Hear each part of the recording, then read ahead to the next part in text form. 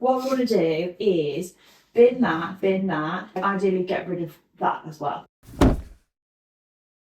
I'm Dan. And I'm Jess. And together we've bought the farm of our dreams. Only at the moment it's not looking that great. We've bought a falling down farm in Scotland, which is not mortgageable in its current condition.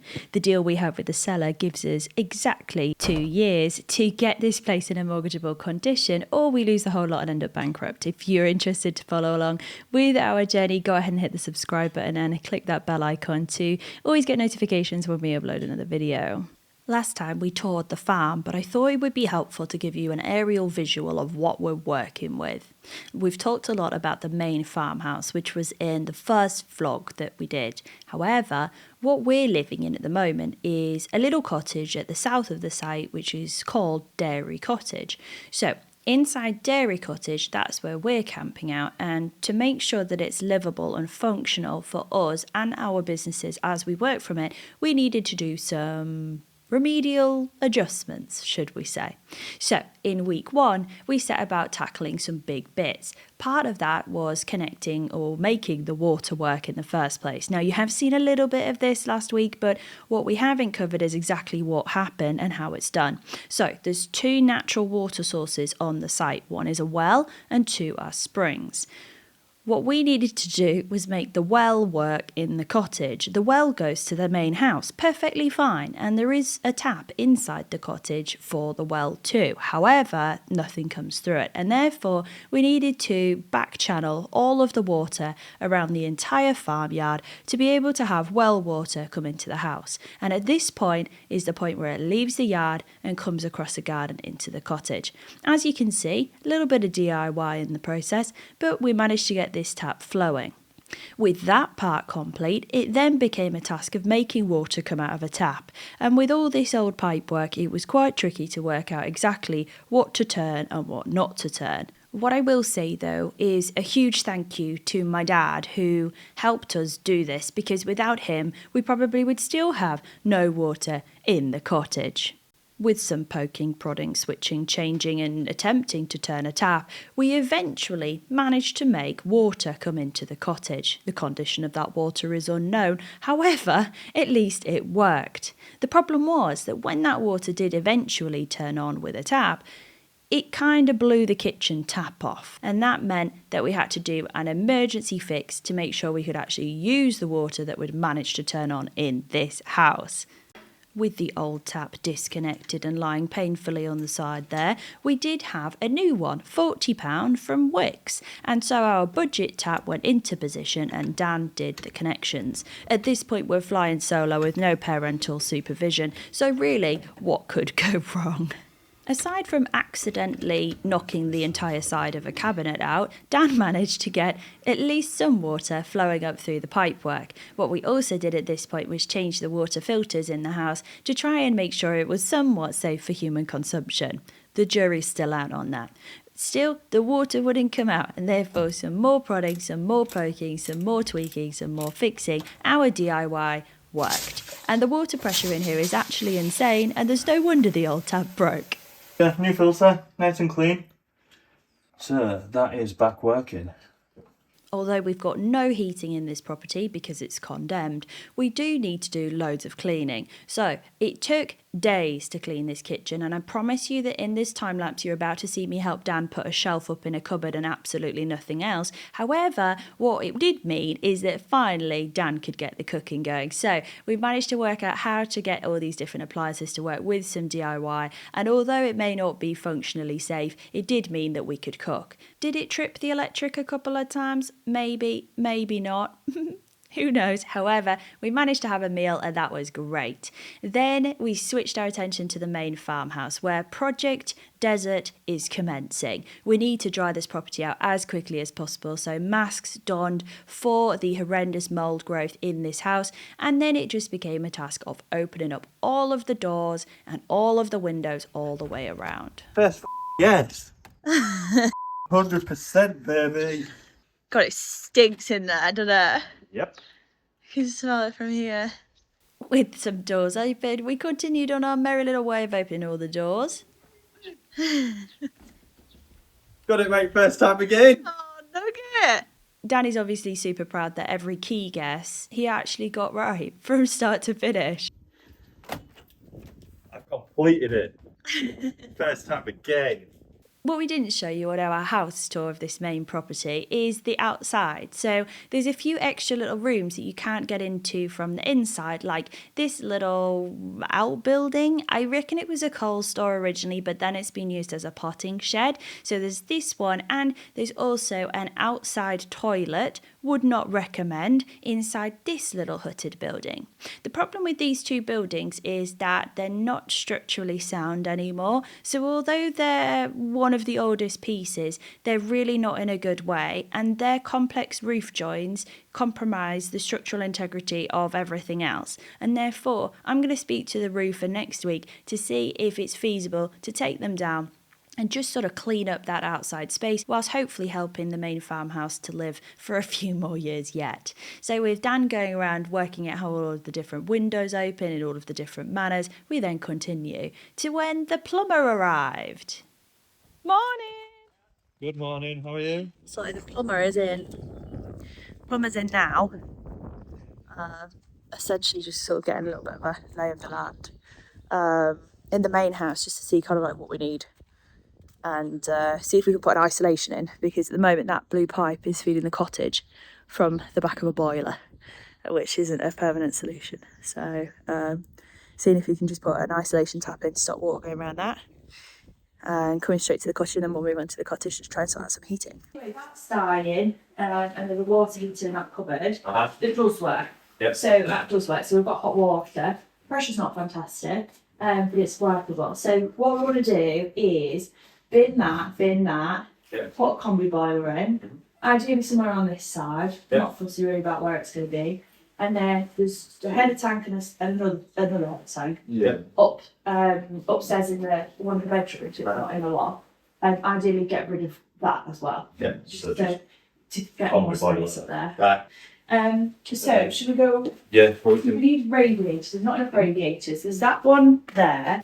So as I'm going around and telling this plumber my life story, we're also working out what we need for the heating. So without any functional heating in this property, it has been really cold and it's taken longer to dry out.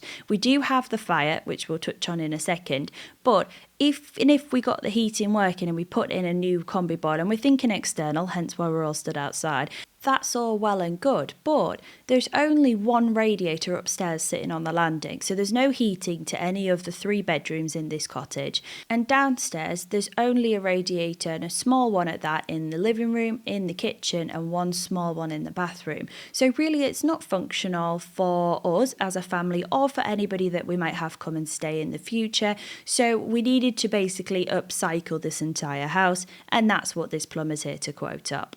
With our little tour and requests put in, we can continue onwards. I'm still super sceptical about this water that we've got here, so although there's a new filter in and it's looking really good, and we've got some UV light stuff also happening down there, I did feel the need to get one of those little filter juggy things. And aside from having literally the world's most largest complicated instruction sheet, I feel like I just guessed and did a good job of it. So I followed some instructions and then just sort of winged it. Here's me going ahead and priming the filter. I then went ahead and just stuck it together and hoped for the best, really. You can see my confusion face happening a lot in this clip. But I'd love to know from anybody who has these Brita jugs whether I've done it right. And also, if you could just check the speed it's coming out at. Is this normal? Is this how it's supposed to look? Please drop your answers down in the comments, because I'd love to know. Outside, Dan's chopping me a load of wood. So to keep this fire going that we have in the cottage and to keep me warm, because Dan's nipping off to go and get another load of stuff from our previous property, basically he has to just continually chop logs. I get through so many logs in a day, and my main job is to keep the fire running. Did I manage to do that when Dan abandoned me? No. And could I find any fire starting materials whatsoever, like matches or lighters? Also, no. So, really, I didn't use many of those logs, to be honest, which I actually think is really economical. So, Dan did leave me. I was left with my neighbours, good lads, and all I did was normal things that normal people would be doing. For example, walking the dogs, which includes just the puppy Wren, who you met in the farm tour, and also our other dogs. Doggo introduction super quickly. In this clip, we've got Pippi, who's red and white collie, Alfie, who's a black and white collie, Bright, the bean sprout, who is the little working cocker, and Rembear, who is the pup. So that's dog intros. But in the house, it's not safe for them to be wandering around. And for day one, they were kind of crowded in crates. I had a master plan to set up Doggo HQ using some string that I found in one of the sheds, just to create a little bit of a safe space for them, which is still a little small, but still keeps them away from things like the oil pipe and all sorts of stuff that could be really harmful. So popped in all of their beds that they know well and essentially just let them get in there and settled. Really happy that they can all stretch out their legs now and be super comfortable. But I felt like Bright might need cat bed in there, so dropped cat bed down for Beanie to camp in, and off we go. Everybody in this situation is super happy. This is their happy living arrangement, so we could continue onwards with normal stuff. For me, I need internet. All of my life and all of my businesses run on the internet. And so I had Elon/Starlink all installed, ready to go, and then just did a speed test to see what we were working with here. As you can see, my internet connectivity is fantastic, and it also proved fairly reliable. I was really nervous because on Fridays I do one-to-ones, and that first week's Friday I had a full day of teaching to do, so I needed to be on Zoom basically the entire day. But we'd only been in this house for literally just over 24 hours, and so it became a bit of a challenge to just trust that all of my technology was going to work and the internet was going to hold. But thankfully, all those one-to-ones went off without a hitch. All of the students had a really good time, and we were pretty much good to go. No need to panic. With Elon connected in the garden, then my attention switched to actually completing my day job, which is photography. I thought I'd use Little Wren and the farm buildings to just get a few shots, which keeps me on track for one of my personal goals to photograph her every single week. Although we did this in the rain one morning, I'm quite happy with the pictures, and they'll do.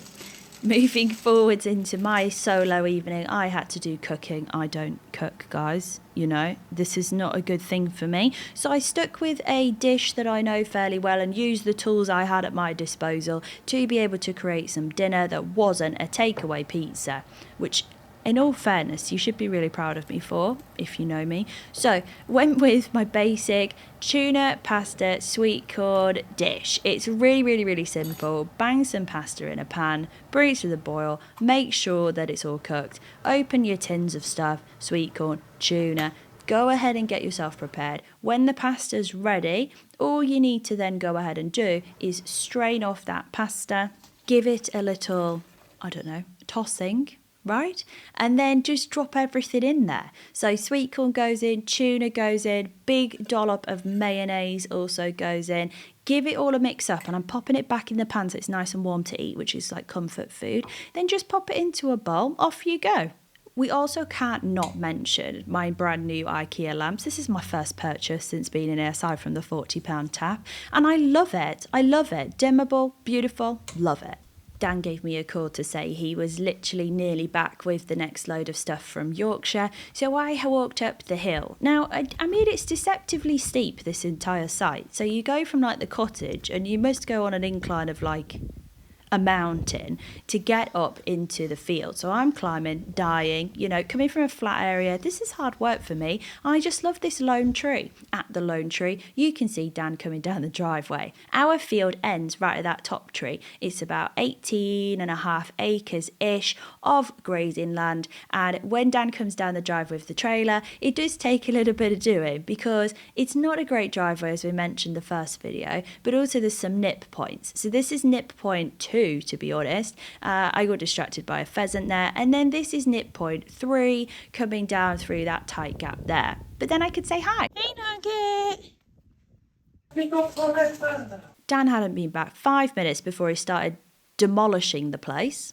Who needs a wallpaper stripper? So the bed's moved upstairs into a bedroom like normal people, and now the lounge is basically my office area. To be able to film YouTube videos and educational content, I need my corner building again. So we just replicate the exact same corner.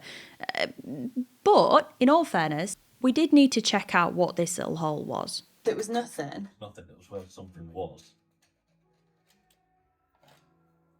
Right. Well, all right. This morning I had wallpaper there. You said you wanted your corner. I'm in the process of making your corner. That's my corner. Oh, With Dan picking the complete wrong corner to actually start with, it was then now a case of like, we need to strip some wallpaper off. Although this house isn't our priority at the moment because Operation Desert is far more important up at the main house, it is important that I have a functional space to be able to actually work in, and that has to look okay-ish on a video. So at the moment it really doesn't, and so it was quite important that in any spare time we had, we just chipped away at this room. My body's a little bit of a disaster, so I have to take it a little bit easy. I'm not making excuses. And so when Dan could switch in, that was actually really useful. He did this a lot quicker than me, and he's basically been going away chipping at this wallpaper and will continue to be chipping away at this wallpaper on evenings. So often quite late at night he will come in and he will do a little bit of wallpaper removal, and he'll do it actually properly. I mean, I just take the easy bits off. Dan actually just takes all of it off. Realistically, it's far more beneficial for us if I focus on the businesses and Dan focuses on the manual labour. However, unbeknownst to me, Dan was also flying the drone around and he ended up crashing it into a wire. Let's just watch this through.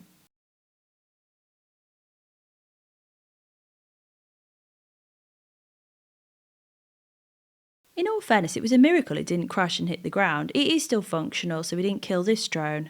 Yet. And then we went out. Where are we going, Dad? we are going to go and look at Tuna's potential new home. Like We've obviously moved that, homes, the sheep moves her. obviously that technically in the background is going to be Tuna's home, but for like a temp measure. And then what we're doing? Off to go and get bits. Bits. Go and get Go bits. and get bits. I was Wes Nelson and said do bits. That's a very different thing. It is. It is. Live down the time lapse. Oh my god. On our shopping list for this day, we had LED light bulbs just to make it a bit more energy efficient, lots of tooly bits, fillery bits, sticky bits, all sorts of different bits. Just my chin. Coming back down the driveway, I thought I'd try and capture some of the wildlife we see so that we could show you. We've ascertained, thanks to some of our members for our photography side of stuff, that we've ascertained that this is perhaps a baby red kite, a juvenile red kite. There are two breeding pairs that we've seen on the farm, so they live on the hill, and this guy seems to live up at the top side. So he's sort of by himself here, but there was him and then there was also some deer, and I'm absolutely certain that this is not my calling in life. I'm not a wildlife photographer. You keep moving. Tracy's going to be so proud of my wildlife. We also have a resident herd of deer on the hills, so we see them almost all of the day, every day, which is really nice for me. How does it feel having a kitchen that you can turn around in? It is amazing. Yeah? Yes. Why? Dance. Wiggle, wiggle. But aside from the fact that we broke a cabinet, I'd say it's going fairly well. A couple of days after the plumbers originally came for quoting, out of the blue they've just arrived and fitting an isolation tap for us, which is lovely. I'm just going to let Dan explain this bit. What we've actually done here is that the water was coming from the well. That was the unisolation tap, which meant the water was going on the main farmhouse, which was not required, and then going around the rest of the property all the way to the cottage. We think we might have a leaking pipe or two in the farmhouse, so what we've done is fitted an isolation point above it so that we can isolate the water going around the main farmhouse, preventing any further water leakage from any pipe work that was happening. Job's a good one.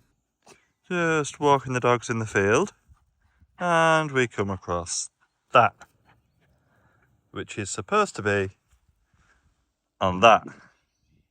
Houston, we have a problem.